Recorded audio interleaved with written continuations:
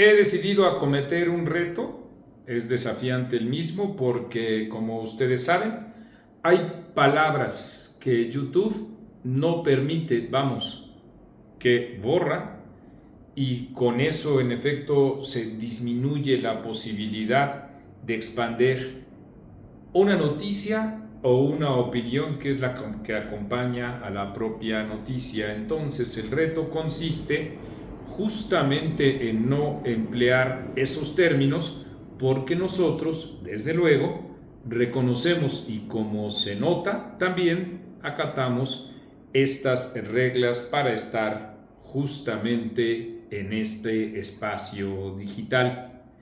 Para ello, estoy completamente seguro con ustedes, que sabrán perfectamente deducir a lo que me refiero, por ejemplo, cuando digo que el presidente de la República señala que solo es propaganda de sus adversarios aquello que nos remite a el temor que se ha expandido en todo el país producto de la incapacidad del Estado para brindar seguridad y resultado también de las omisiones y de las dispensas que ha tenido el presidente de la República con los perpetradores de esa situación desesperante que en cada vez más estados de la República estamos viviendo. Durante la semana pasada y los primeros días del actual, el presidente ha dicho que es simple y sencillamente amarillismo, cuando todos estamos viendo y muchos millones de mexicanos viviendo las imágenes que no mienten, con autos, con camiones, con camionetas dispersos en distintas arterias, no solo alrededor de algunas ciudades, sino incluso dentro de las mismas ciudades. Se ha convertido, como se dice ahora utilizando este tipo de términos, en normal lo que ocurre en Chiapas y lo que ha significado para muchos de sus pobladores que han tenido que abandonar sus lugares. Lo que pasa en Guanajuato, lo que sucede en Zacatecas, y en medio de todo ello, el discurso demagógico que señala, bueno, Marco, ya mencionaste Guanajuato y ahí no gobierna Morena, cuando en realidad estamos registrando una responsabilidad federal que no asume el presidente de la República. Digo estos estados, pero en estos momentos, muchos, y cuando digo muchos, al menos una veintena de quienes acostumbran mirar nuestros videos, me han enviado aquí a mi teléfono a través de WhatsApp su zozobra, sus sentimientos de cautela, de miedo y en algunos casos videos también que no puedo en efecto compartir, pero que todos ustedes los tienen en mente. Son aquellas acciones que hacen que permanezcan en casa. Los niños que podrían estar en la escuela, confinados a cuatro paredes, a quienes hay que explicarle las razones por las que tienen que estar así, entre cuatro paredes, como si el país completo estuviera así, resguardado, guardado, escondido. En efecto, con una metáfora tan clara que es la que implica que se ha perdido la facilidad para deambular en las calles de Sinaloa. Me estoy refiriendo desde luego a sus zonas costeras o a aquellos puntos de inflexión que no dejan dormir, a veces ni siquiera para ir a hacer lo elemental que implica caminar y hacer ejercicio.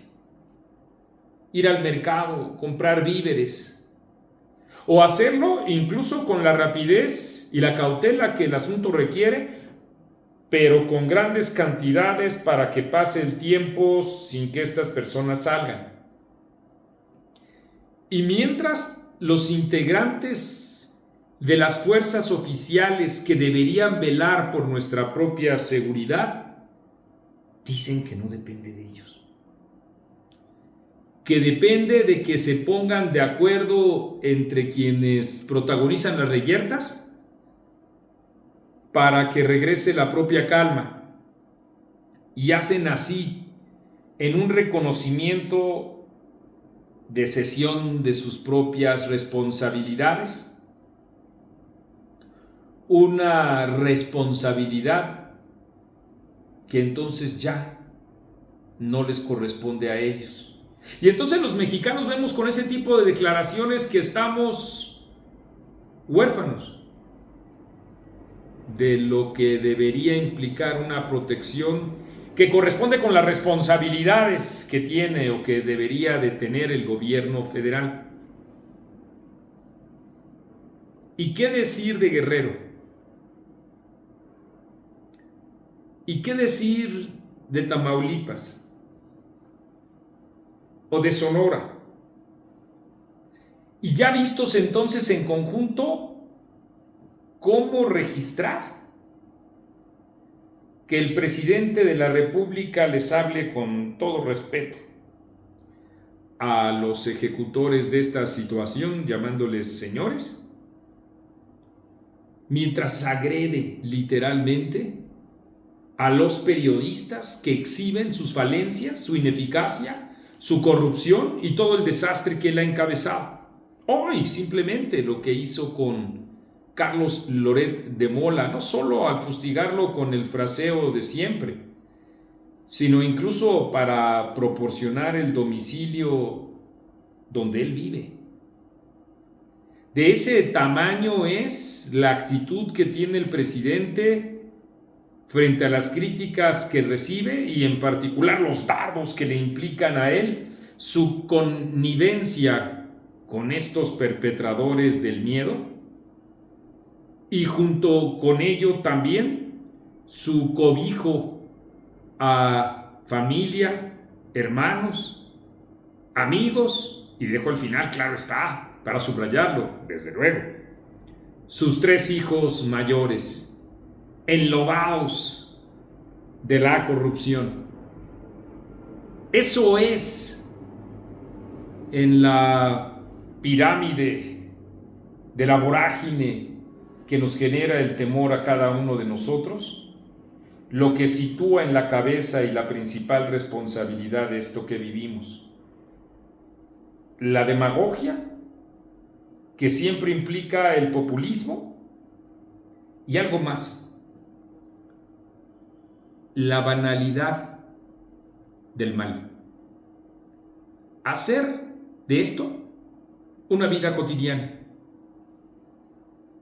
Conferirle al otro que simpatiza con el gobierno que aún en la propia esfera en la que se pone en riesgo nuestras propias vidas, puede abrir paso a la polémica o a la consideración de puntos de vista, porque hay quienes aplauden a esa política ineficaz.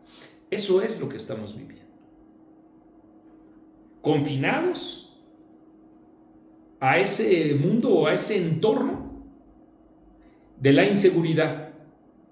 No, presidente, no es amarillismo ni un invento. Ahí están las vidas, más de 200,000 perdidas.